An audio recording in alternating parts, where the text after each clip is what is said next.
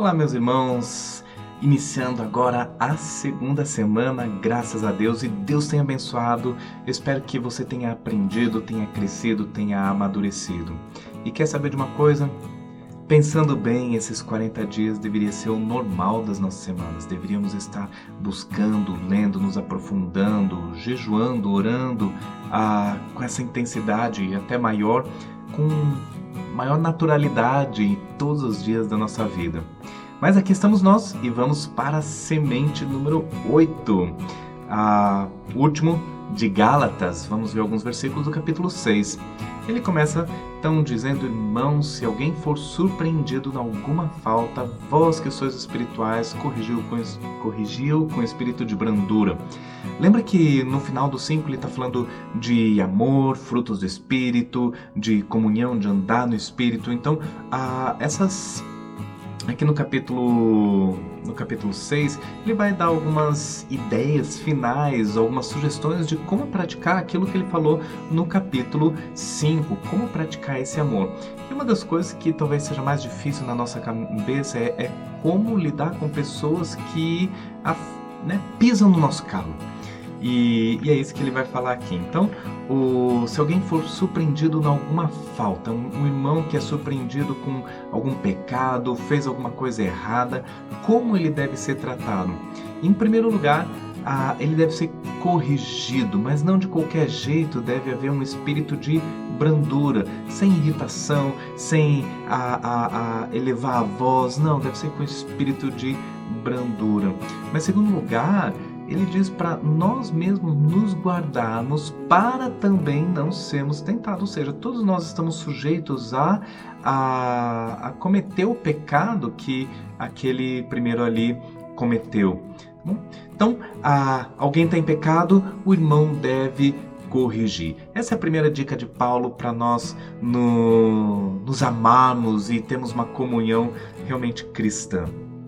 Versículo 2, segunda dica: levai as cargas uns dos outros. Essa expressão uns dos outros é muito comum no Novo Testamento e traz a ideia de mutuamente, de todos trabalham, todos fazem por todos, né? É quase como um grito de guerra cristão, um por todos, todos por um. Nesse caso, então, levar as cargas um dos outros, ou seja, para que todo mundo leve uma carga mais leve, então um ajuda o outro. E olha só que interessante como que ele termina esse versículo: e assim cumprireis o quê? A lei de Cristo. É interessante que nós falamos, enfatizamos que a salvação é pela fé e não pela lei. Mais uma vez, isso não significa que a lei não vai ser cumprida. A lei, ela vai ser cumprida, tá bom? Um bom exemplo para a gente entender isso: imagine que você nunca matou alguém, né, na vida. Isso significa que nós vamos tirar então da Constituição brasileira aquilo que diz que não pode matar? Não, a lei continua lá e estamos cumprindo, mas veja que aquela parte da lei não foi escrita para a gente porque você nunca fez, nunca matou.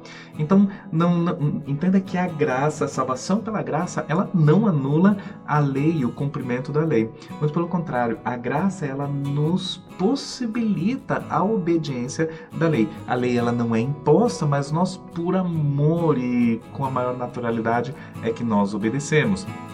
E uma das coisas que diz a lei é: ame o teu próximo como a ti mesmo. Na verdade, toda a lei, ela se resume nisso. Portanto, se nós levarmos as cargas uns dos outros, nós estamos cumprindo aí o que a lei diz.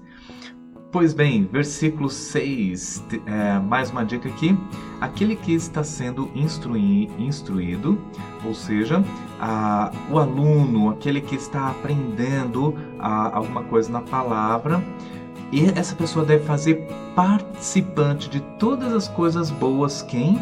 Aquele que o instrui, ou seja, o professor. Basicamente dizendo, o aluno deve fazer o professor participante. Poderíamos pensar aqui talvez a minha pessoa, eu estou como professor ensinando, você como aluno aprendendo. Então, qual que é a sugestão de Paulo? Que todas as coisas boas que são consequências daquilo que você está ensinando, você deve compartilhar com o seu professor. Você deve fazer o teu professor participante das bênçãos que você está recebendo por estar aprendendo o que está aprendendo. Uma boa dica com relação a isso é compartilhe, testemunhe aquilo que Deus tem feito na tua vida por meio do aprendizado. Mas esse é um exemplo, né? Peguei a minha pessoa aqui, mas nós poderíamos pegar o teu professor de escola dominical, poderíamos pegar aquele que discipulou você, aquele que te ensinou quando você era criança. Poderíamos pegar muitas pessoas que instruíram você e que fizeram você chegar aonde você está hoje. Próxima dica, versículo 7, um pouco mais do que uma dica, é uma verdade aqui. Não vos enganeis, de Deus não se zomba. Opa, parece que ele mudou de assunto aqui? Não. Ele vai explicar, pois aquilo que o homem semear, isso também ceifará. Eu já vou explicar a questão do zombar, tá bom? Nós temos duas ideias aqui, tá? Semear e ceifar. Já vamos voltar aqui e já explico. Versículo 8, porque o que semeia para a sua própria carne, colherá o quê?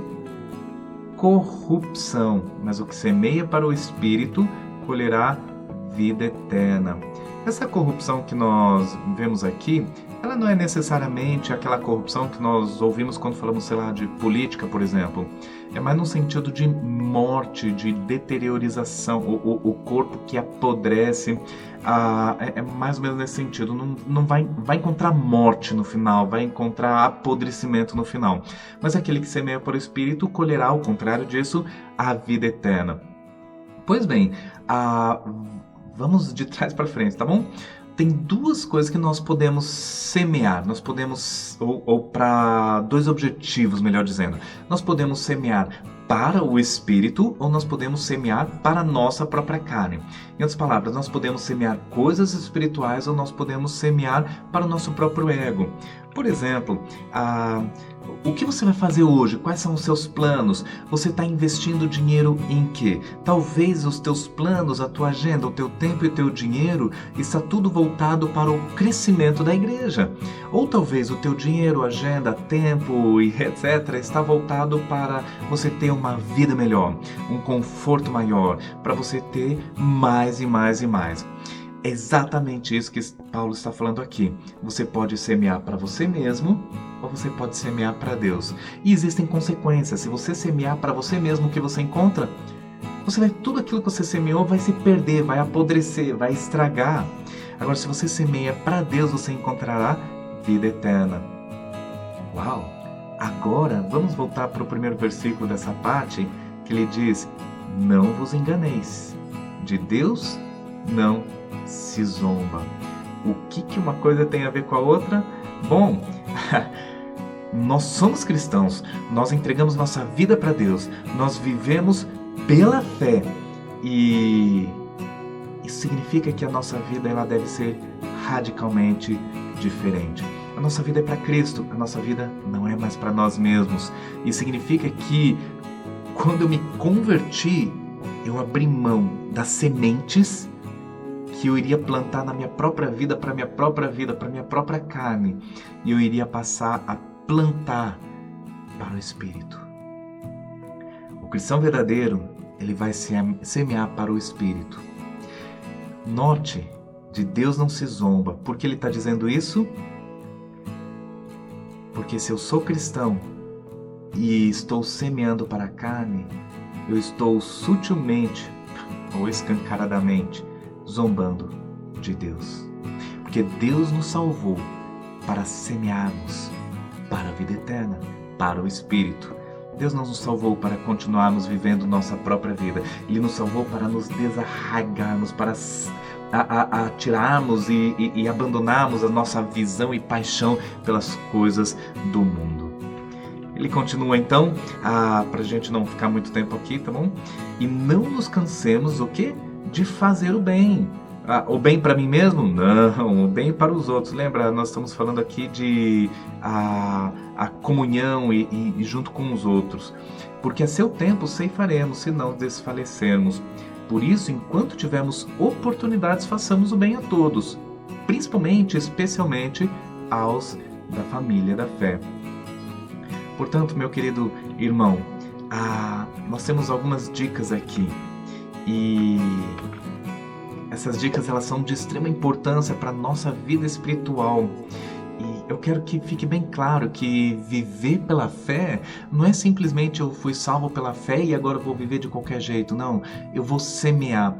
Sim, e antes que eu me esqueça, essa ideia de semear, ela tem uma ideia bem interessante de uns aos outros. A comunhão, o amor, de não nos cansarmos de fazer o bem. Semear para o Espírito é investir na vida da igreja, especialmente os da fé. Lembra? Viver essa vida cristã, ela implica essencialmente em viver uma vida de igreja, investir na igreja, exortar quando precisa ser exortado, ajudar quando precisa ser ajudado. Isso é semear para o Espírito. Eu abri mão da minha própria vida para servir a igreja, para servir o Espírito por meio da igreja. Bom, como a tua fé tem frutificado? Você tem semeado para a vida eterna? Ou aquilo que você tem semeado vai apodrecer, vai queimar, vai se perder no momento da sua morte? A tua fé é genuína, verdadeira, que produz para o Espírito? Ou a tua fé ela é totalmente hipócrita, que zomba de Deus porque continua investindo no teu próprio ego, no teu próprio umbigo?